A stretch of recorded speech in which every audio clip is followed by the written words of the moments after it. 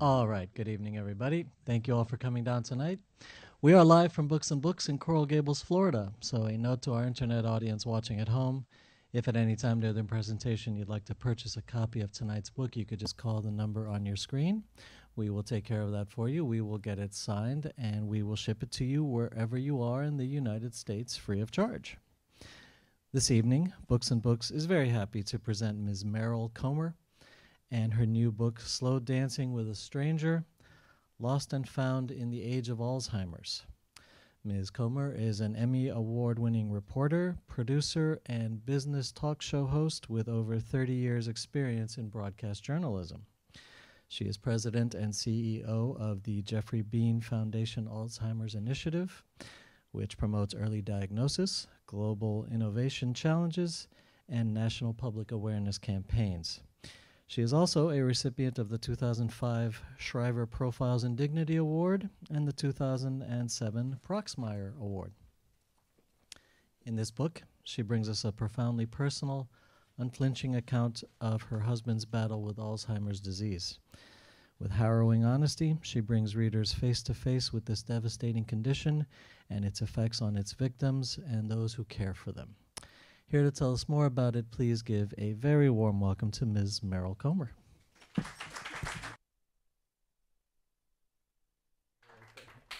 Thank you so much for coming, and thank you for mentioning 30 years in television. That puts me somewhere between virginity and death. We'll have to take that. Thank you for joining us. You know, having been a journalist for many years, I know if you scratch the surface of everyone's life, there is pain from somewhere. Caring for a loved one. All disease is cruel. We're here to talk about one specifically. I vowed, having been a journalist, never to write a book, although I love being surrounded by these delicious books at Books and Books. Because I had interviewed so many people with nothing to say. And I thought, well, I'm never going to do that. And I thought, well, besides, I'm not very interesting. I work hard, both of us work, but the disease has changed me. Alzheimer's has made me fearless. I used to be appropriate, and that was really boring. But this disease, having lived with it for now almost 20 years, nothing stops me because it's not about me. It's really about the next generation. It's about our children. So I stepped out. Now, the reason I stepped out was we're not having an honest conversation about this disease that is about to be a global epidemic in the world. Much more impactful than Ebola, where we were all, the world was up in arms about it, and they should be. That said, this is the disease that will define our generation if we're not careful. There are men in the audience who have cared for their loved ones. I know what I do for a husband. And Tony, what you do for your wife, and I know you're surrounded by friends, and I know she was young when she got it. She was 54 when she was diagnosed. It takes my breath away, quite frankly. So tributes to the men. Even though we do know that it impacts women and that we tend to be more the caregivers, men like to fix things. And right now, this disease can't be fixed. Women are better at living in the space. Look at the statistics on the women. And this, to me, is very upsetting. We are losing about 10 years of our life in caregiving, of our longevity. We are 6 times more likely to get Alzheimer's ourselves due to the stress of the disease. Now, I was upset by that statistic. I was also upset by another statistic. The average caregiver today is 48 years old, raising her children and taking care of her parents, more typically the parent than the spouse. In the military, it's 28 years old. Children taking care of children. And we know with the, so this issue is on a continuum. This is not just at the end of life, because trust me, there is stigma in many cultures around this disease. And we are not talking about a disease that we have to get angry about, which is why I am willing to step forward, and I call it coming out of the shadows. If we don't talk about it, if we don't say this is unacceptable for our children, this will be a legacy. What bothered me about this, and fortunately I was rescued, caregivers lose their self-identity of who they are. You forget because you're so focused on caring for a loved one. I was rescued because I became this wild advocate and started writing and was recruited to run the Jeffrey Bean Foundation.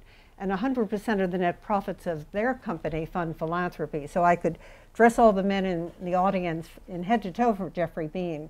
And it goes to cancer, it goes to protection of women and children, veteran support. But I say that the trustee saved my life by letting me fight a disease on the outside because I was on the inside. So one thing I've done is I created something called the 21st Century Brain Trust. If we can't talk about the disease because we are 60's the new 40 and we are into this, then we better go find a safe zone to have a conversation. It is just smart to have a brain baseline. It is smart to know. And we've created something that we just launched this September.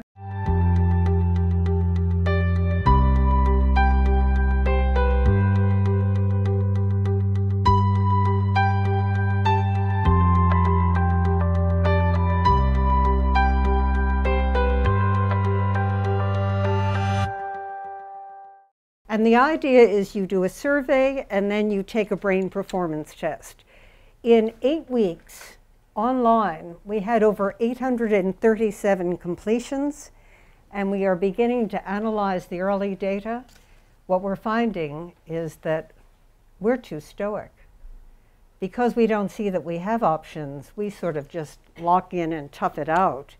When you look at the brain performance tests, caregivers are operating at less than 50% cognitive vitality. Lack of sleep, distress, cumulative issues that are very big in our space. There's an A4 trial that's being run. It's called a prevention trial. All of the late-stage trials failed. We are now going to asymptomatics. You have to admit to being 65 plus and are willing to step forward, but this is the future. We have to step forward and be part of finding out so we can catch the disease before it actually starts. That is our goal. Now, why? Because I want to wrap up and actually give us time to talk. And by the way, I do want to thank Mitch. Mitch is taking a risk on a first-time author. And I really, and on a tough topic. So thank you for bringing me into your store. No, I really mean that. This is, so he's a brave man, but I saw him. What I love about this bookstore, Mitch, is I saw you in the afternoon actually stocking it yourself. And I thought, with love and care. So thank you very much for, again, in a spirit of why we want our brain span to match our life's plan. He wanted to be 100 and play the Palladium. So this is an excerpt from his, my interview.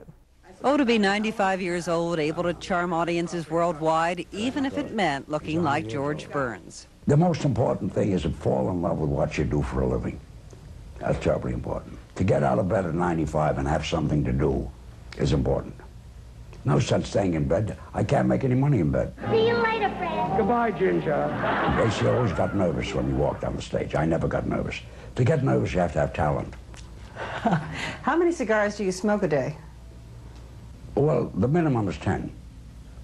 I smoke between 10 and 15 and maybe more. I did a little checking up on you. You did? Yep, dry martini, double up with 2 onions. That's right.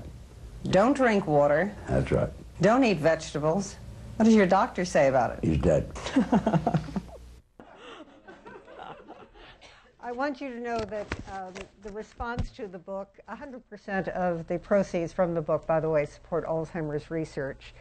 This is a hard topic to talk about. Even as friends, sometimes there are no words.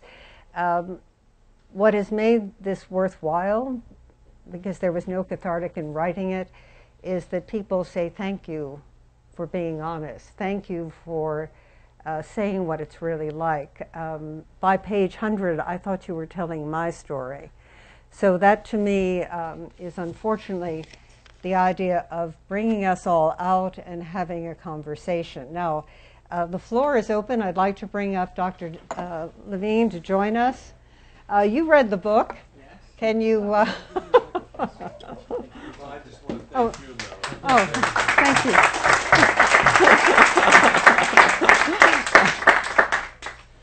I had to pry the book away from my wife, I confess. She read it in 2 days, and then I read it in 2 days, and I couldn't put it down except I had work to do. It's a fantastic book because it's such a brave book that you put together. Very few people write books that involve themselves, that talk in first person. And you opened yourself up to the world, which is important. Because from my point of view, I see too many people who really don't know what's taking place with their family members. And I'm going to give you an example. How many people here have had a family member with diabetes? Okay, hold your hands up. Cancer? Okay. Some long illness. It could be heart disease, stroke, anything like that. Almost everybody in the room, right? Okay. During all of that time, were you able to talk to the person? You were able to have a relationship with the person? My father had Alzheimer's disease. My mother-in-law had a rapidly progressive supranuclear palsy. She was supposed to be dead in 6 months. She never read the book. And she went for many, many years. And we lived through the same things that Meryl did. And so when I met this wonderful woman a few weeks ago, we started chatting about these things. And she asked me to come talk tonight because there's so many things you don't know about what you don't know. I'm not an expert in Alzheimer's disease, but I've dealt with a lot of people. I do critical care and emergency medicine mostly. I'm an internist in addition to all of those things. So we started talking about the dying process. And Meryl said, you know, I'm good because I have a living will. And I have an advance directive. And I said, really? Okay, how much protection does that give you? How many of you people here have a living will? Advance directive? Good, so, okay, so do you have 10 copies? How many people have 10 copies? Okay, so let me walk you through the nightmare, because you've lived it with your family member, which is amazing you were able to get through it. My father got violent as well, and it was very difficult. He threatened to shoot somebody. He didn't even have a gun. But the police came and fortunately put him in a psychiatric facility where he was treated for his Alzheimer's rather than incarcerating him with people he had no business being with. Can I just add a sidebar to that?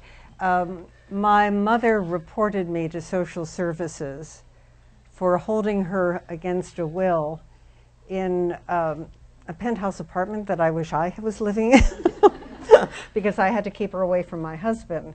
I conferenced in the doctor immediately. I mean, we all have these stories to tell, but those are the kinds of situations that we get into in these diseases.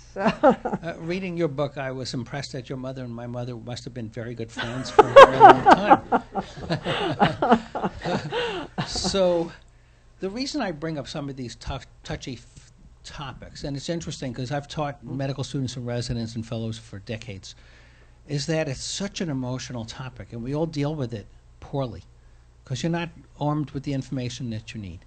So here's the issue that my mother just went through. My mother just passed away last week, and she had a living will. She had an advance directive. She has power of attorney. I do all those things. Okay, and she went to the hospital, and despite having it, when she got to the hospital, they didn't know she had it. So I went up and I said, do you know my mother has a living will? No. Do you know she has an advance directive? No. Do you know that it's the case of her heart stops beating, that she doesn't want you to pump on her chest and break every rib in her body? They said, no. So then they asked me to sign a form, and I said, my mother's cogent. My mother had mild cognitive impairment, not really Alzheimer's, and she was still able to read and make decisions. So she had to refill out the forms. Then she went home for 12 hours, got sick, went back to the hospital. She had to do the same thing again. Then she went transferred to a rehab facility. And I just had a premonition, and I called up the rehab facility, and I said, you know my mother has a living will. That did come with her from the hospital, correct? And they said, no. You know that she's a DNR, do not resuscitate, and also don't put her on life support? Big issue, okay? And you need to be very precise. Language is important. You know, when you hurt somebody's feelings, you may have meant to say something different, but you didn't. Okay? So I said, all of those documents were filled out. They said, well, can you come in to fill them out? I said, my mother's awake and alert. Go talk to my mother. She'll sign these forms. So what I tell my house staff and what I tell my patients is, make 10 copies. And they always look at me and they say, it's crazy. And we were talking about this. Why do I need 10 copies? Because you leave them right on the counter so that when the ambulance comes, because somebody gets sick, whether they're a hospice patient, I've taken care of countless hospice patients that got put on life support when all they wanted to be was comfortable. Okay, so when the ambulance comes, you hand them a form, and you put 9 more in your pocket. They take you to the hospital, to the ER. Where's the form? With the ambulance. You give the ER doc or the nurse one, and you have another one for the ER doc, because the nurse doesn't give it to the ER doc, they give it to the chart, which is someplace in, New York or California, and you're in South Florida. So you have an extra form. You say to the doctor, I have an advance directive. Everything's right. You go upstairs. Where's your form? In the ER. Okay, and now with electronic medical records, which means that everyone can communicate with everyone else, it's lost anyway. So you get to the floor and you hand the 4th or the 5th form to that person. And if you need to go to a different unit, you have a 6th form. And when you go home, I tell my patients, make 5 more copies. Okay, so that the next time you're covered.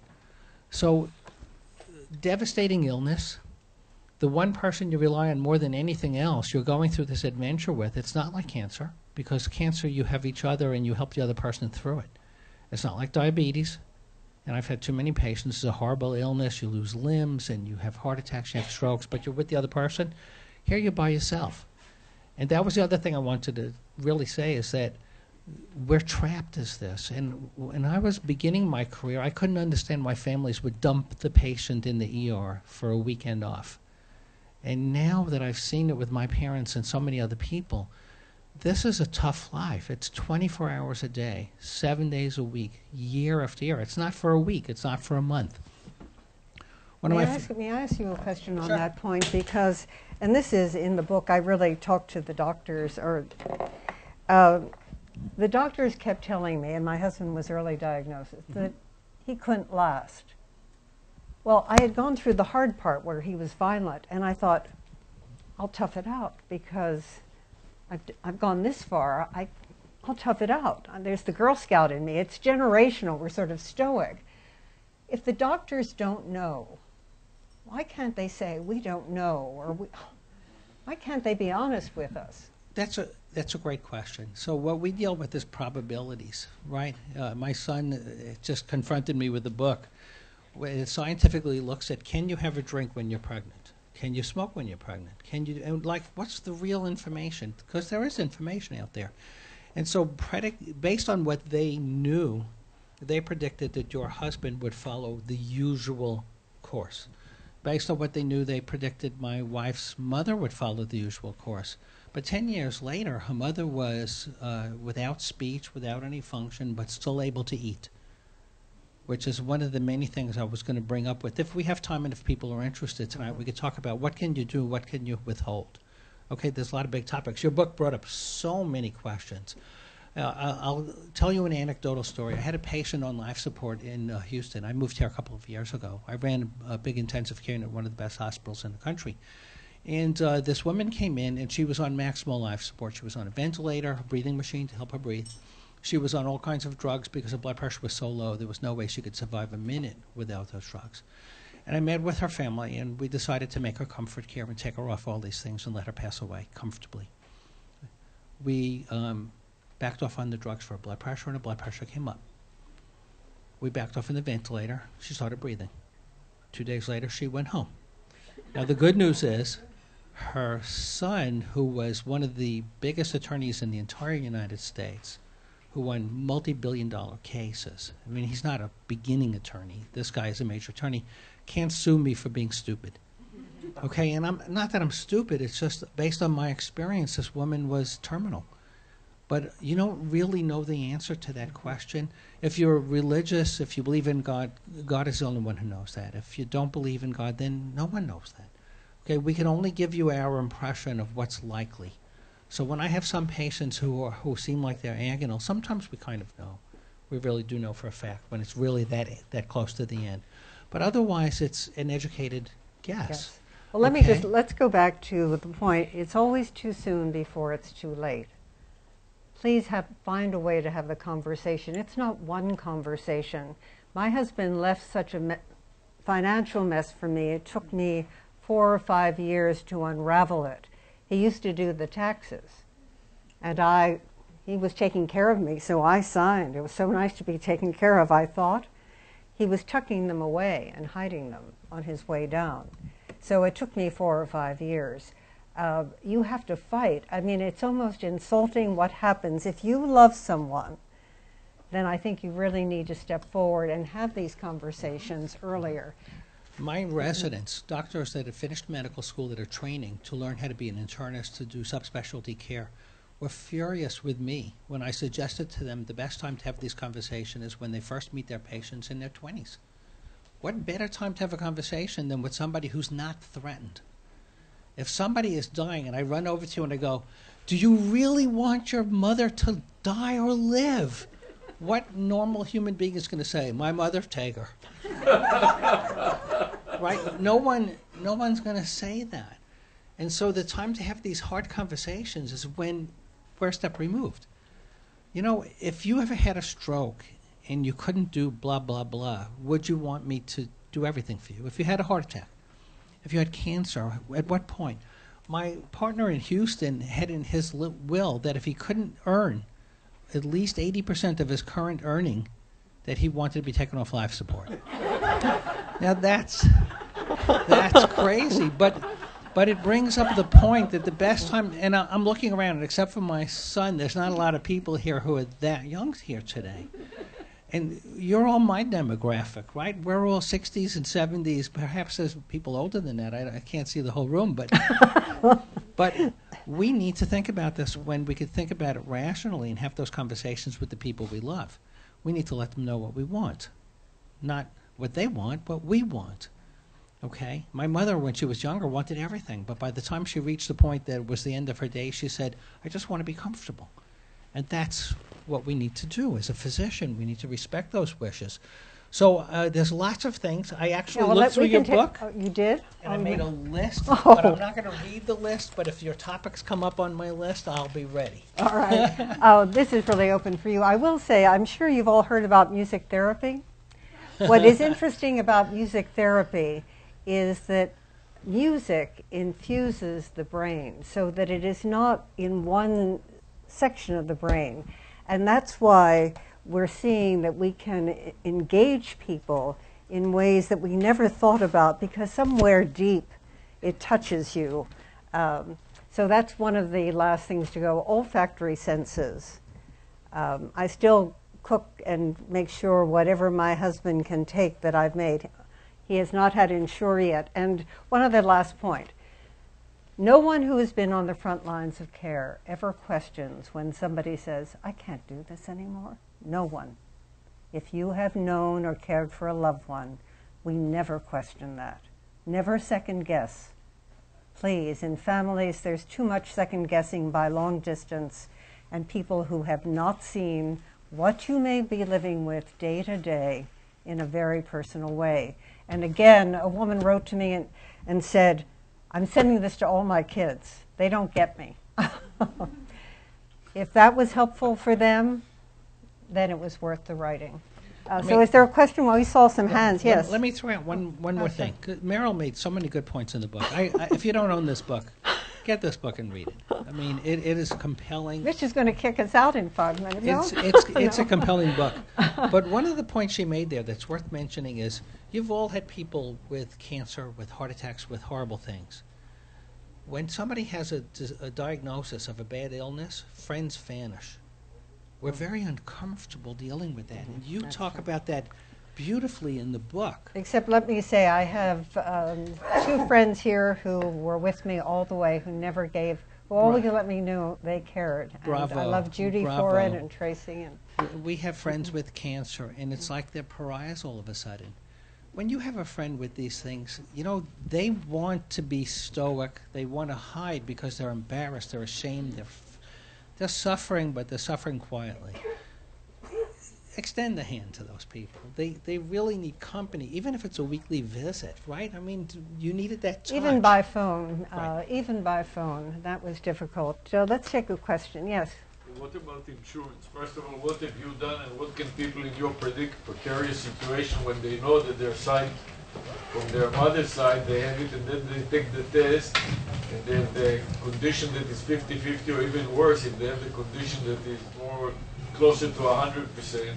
What can they do about insurance before it's too late, so to speak? Well, that is a big issue for people about taking the genetic test. And under GINA, you are supposed to be protected from pre-existing conditions, but not for long-term care. And I must tell you that what is misunderstood in this country is that we assume that Medicare is going to pick up the costs. Everything in my husband's care was out of pocket. Out of pocket. We were rejected from facilities at $100,000 private pay annually. A facility that helped me for 3 months manage his medication so I could bring him home, $15,000 a month. Only place I might have trusted him, but I brought him home because I knew that we would be bankrupt. So build that out over years.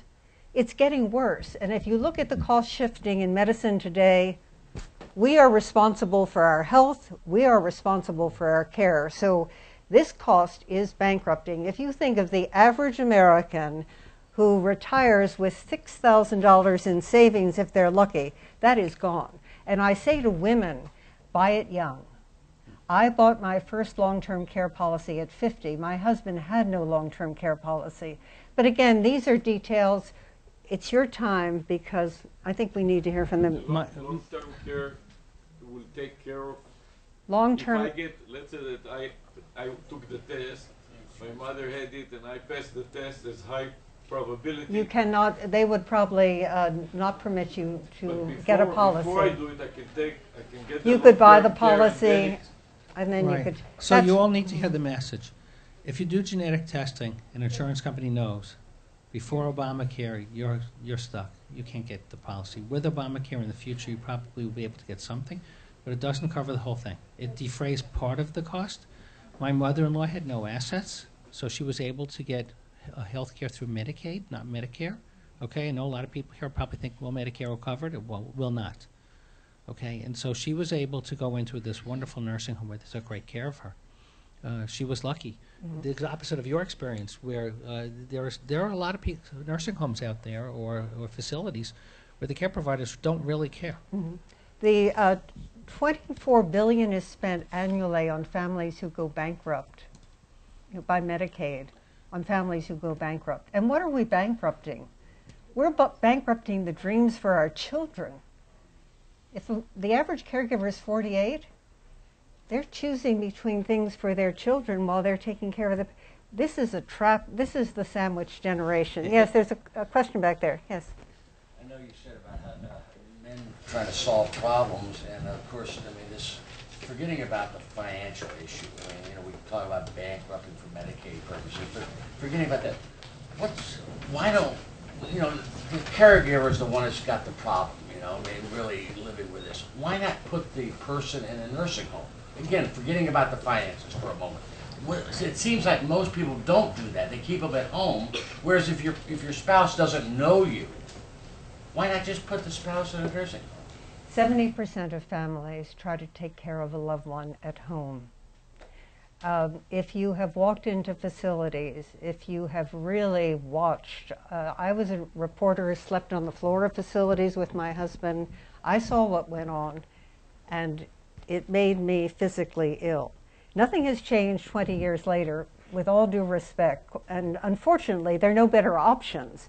You either manage the care at home, or you better be at that institution, undress your loved one, make sure there are no bed sores, because they are the ultimate victim. Unless you have an awful lot of money in the bank, you can't afford it. Most people can't afford a year's worth of nursing home care for out of pocket, let alone 10 years of nursing home care.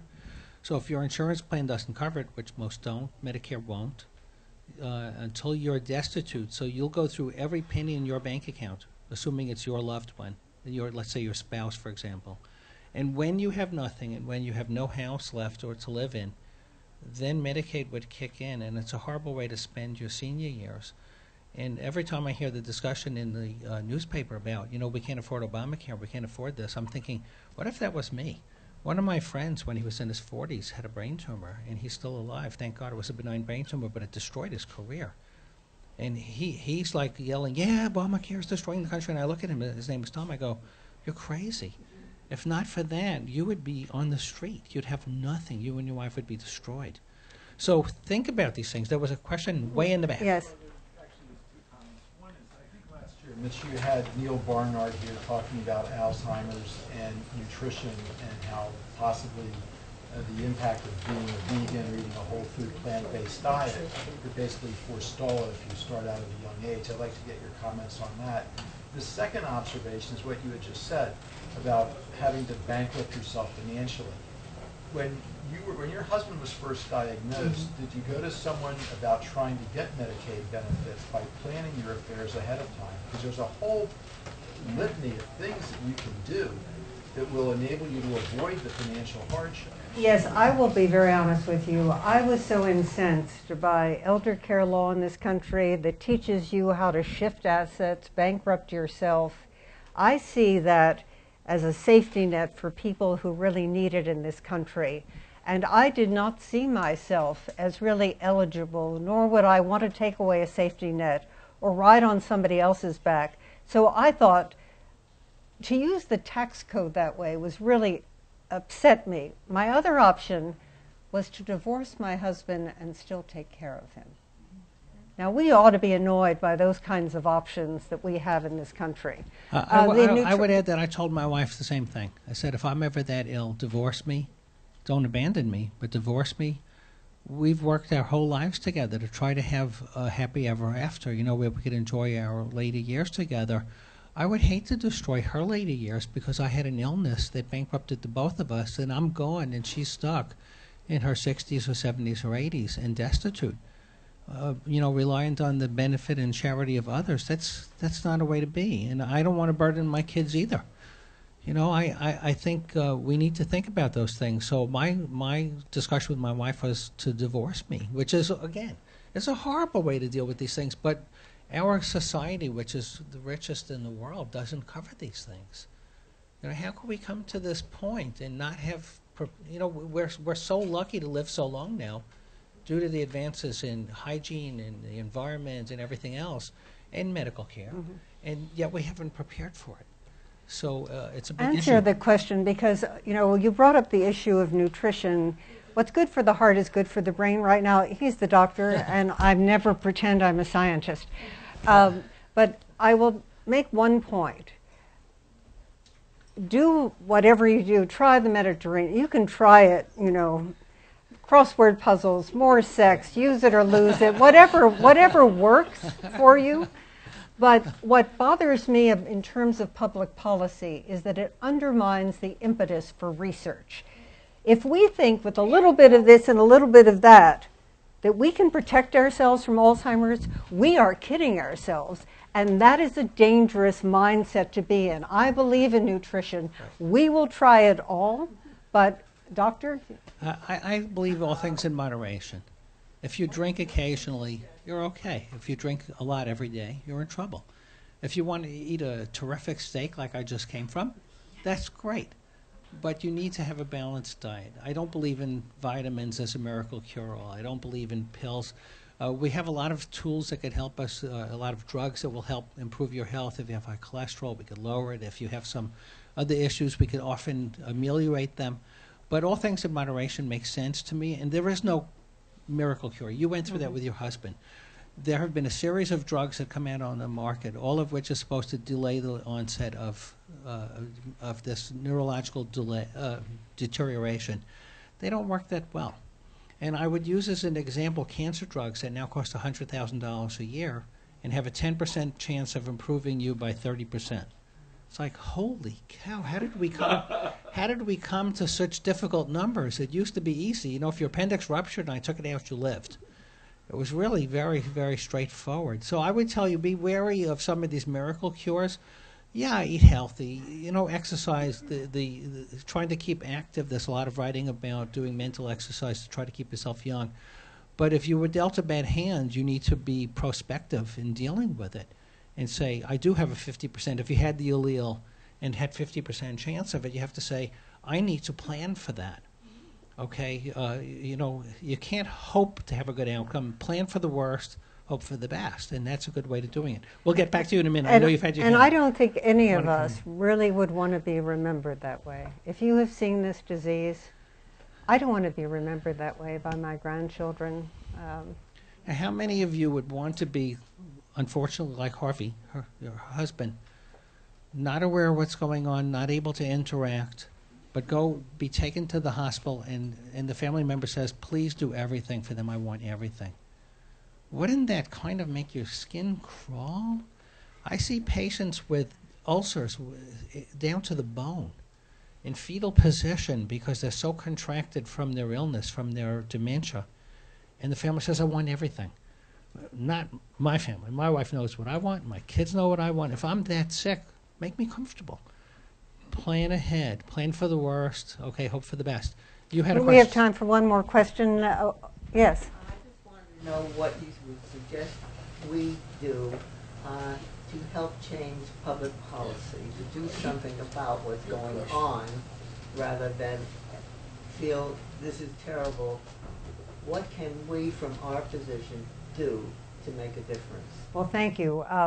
We have gone forth and created a group called Us Against Alzheimer's. We are much more deliberate. We don't want incremental change. Our goal is to find a disease-modifying drug by 2020.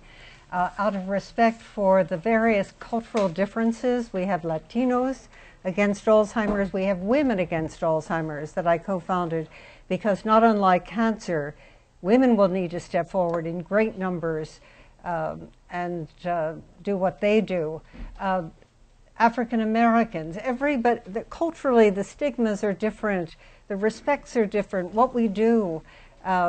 If you will know, in Japan right now, they actually are thinking about robots as caregivers because there will not be enough caregivers to take care of the elderly populations in Japan. That's how bad it's gotten. But stepping forward, saying it's unacceptable, paying attention, watching the research, 100%, as I said, of the book, goes to Alzheimer's research, but they're not spending enough.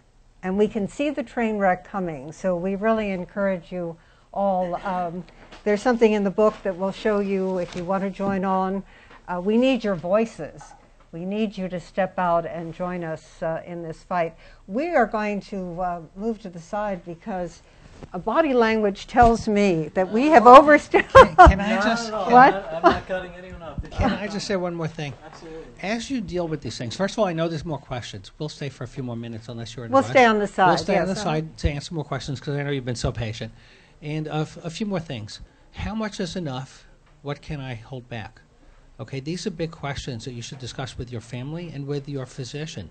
Okay, because physicians are the same as you. They're human beings. And some of them are uncomfortable withholding things. So withholding food is horrible, isn't it? Not usually when somebody's at that point, okay? Forcing food on somebody. Why would you force anything on somebody? So there's all different shades of gray that you need to deal with when you start thinking about advanced directives and what you would want and not want. If antibiotics would make you better and they could give it to you by mouth, great. But if you can't swallow, should we put a tube down you? Should we make a hole to feed you? Lots of things to think about. I want to applaud you. You're a hero to me. For your braveness and your willing to come forward and address this very, very important topic. Thank you. Well, thank you. Thank you, Dr. Levine, for joining us. Thank you.